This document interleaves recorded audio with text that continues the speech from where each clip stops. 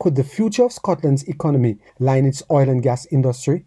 In this video, join Nigel, Farage and Richard Tice as they address a passionate crowd in Aberdeen, unveiling bold plans for investment in oil and gas and the massive opportunities this could unlock for the people of Scotland. Plus, we'll explore key principles of leadership vision to tie it all together. Before we get into the details, if you love diving into political issues and enjoy hearing a principled take on them, then hit the like button, share this video, and subscribe to join the conversation. It will help our channel grow. The purpose of this visit, and I guess it was really the news that Harbour Energy were laying off yet more people, the fact that this industry is in serious decline, and that to a large extent it is wholly unnecessary. These are decisions that we have taken here in our own country. The tax rate, the super tax of 75% that was imposed by the Conservatives in the last period of their 14 years of government, was a disaster for the industry. Labour have only added to that by putting it up to 78% and stopping the application of new licences. Yes, the oil price is low at this moment in time, but after 20 years as a commodity trader, these things do move in cycles. 2025 will be a year of record consumption of fossil fuels. We can con ourselves as much as we like. There'll be more coal burnt this year than has ever been burnt in the history of mankind. And the same applies to the use of gas and oil.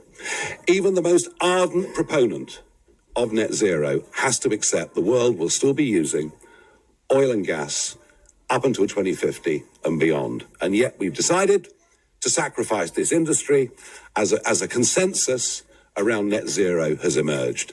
Of course, I say net zero, it isn't really net zero. All we're doing is exporting carbon dioxide production.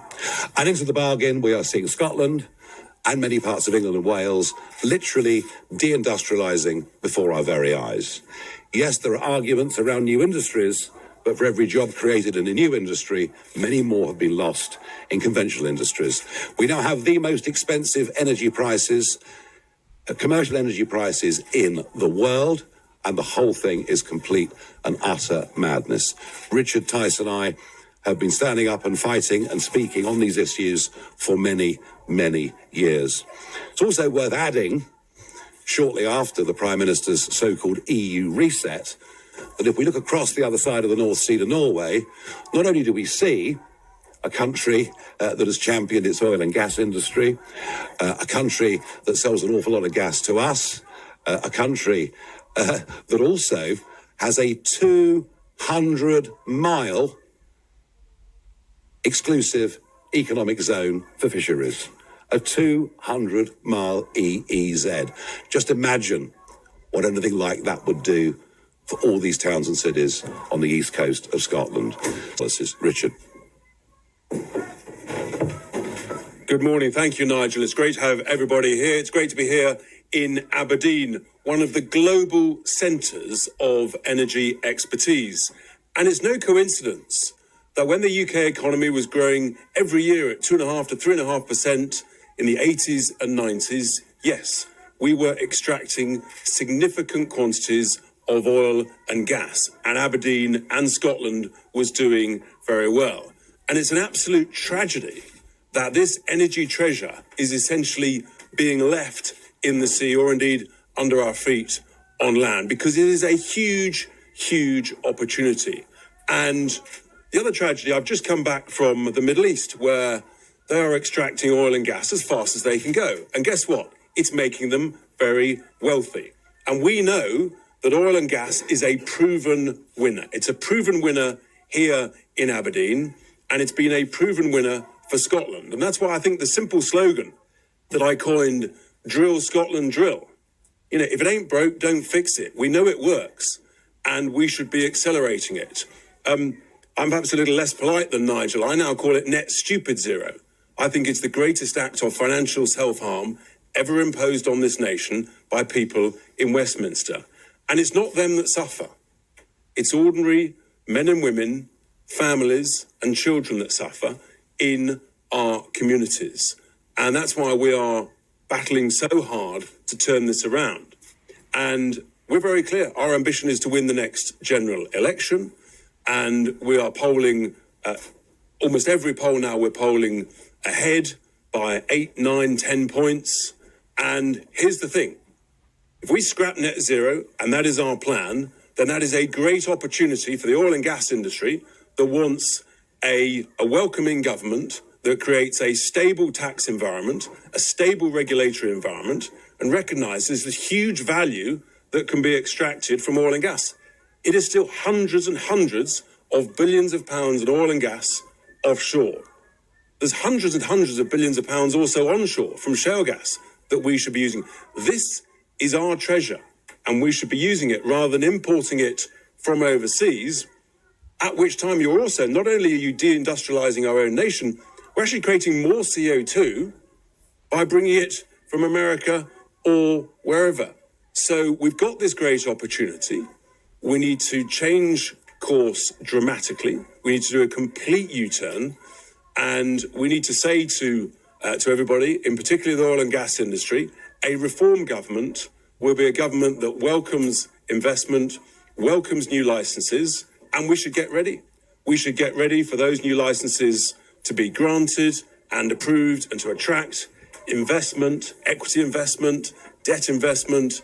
We know it works. We know it's a generator of huge wealth, huge prosperity, and huge opportunity, not just for Aberdeen, but for Scotland. And that's why we're here. And I think that's why, to everybody's surprise, in Holyrood and Westminster, we're doing very, very well here in Scotland. Thank you very much. Industry. On the slogan, drill, Scotland, drill, is it not the case that that will just make oil and gas companies even wealthier? It's not going to lower bills. How will your policies actually help ordinary people? Jobs, jobs, jobs, very well-paid jobs, money in people's pockets, which they'll spend in Aberdeen and elsewhere. And yeah, big companies can make big profits. Big companies can make big losses. It works both ways. This idea that a political party either supports the workers or supports the private companies that put risk capital in is absolute nonsense. The two can't coexist without each other. And what is for certain in Scotland and across the wider United Kingdom is the public sector gets bigger and bigger and bigger, and our overall national finances means that we're getting poorer and poorer and poorer. And just look at GDP per capita over the course of the last few years. I know, but most of the oil and gas that is extracted from the sea just outside is exported. It's oil tends to trade on a global market at a global price, priced in dollars. The gas market is completely and utterly different. And Richard knows a bit more about what happened in America with gas prices. Yeah, so funny, isn't it? We're told that gas is an international price. So why is the American price of gas about a third of the UK price? Why are therefore their electricity bills about a third to a quarter of our bills? I completely refute your suggestion that being reliant on oil and gas will not bring down bills. We know it will because it did. And there is a direct link between the increase in renewable generating capacity over the last 10 to 15 years and the dramatic increase in electricity prices way above inflation. That is the simple reality. And cheap energy drives everything. It drives investment, it drives businesses, it drives prosperity. And there is a direct link between our high electricity prices and there's just and the renewable generating capacity. And here's the other thing that people won't tell you.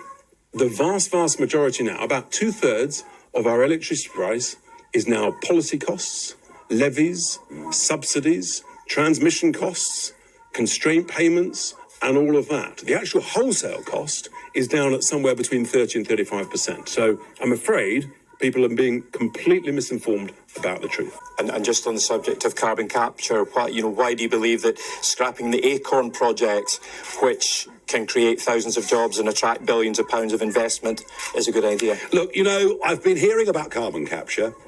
I've been hearing about battery storage for wind farm energy. And I've been hearing these arguments now since about 2000. For about a quarter of a century, I've been told these things will work. They are going to work. I have not as yet seen any evidence that carbon capture will actually work. And by the way, if I do, I will change my mind. Can I just add one point to that, Sure. which is that even the Greens are not supportive of carbon capture. And I think that tells you a lot about their perception as to whether or not the technology will ever work. Yeah. High energy costs are crushing businesses, from small startups to massive corporations. But it's not just companies feeling the heat. Families across the country are struggling too. In fact, soaring energy prices impact nearly every part of our lives.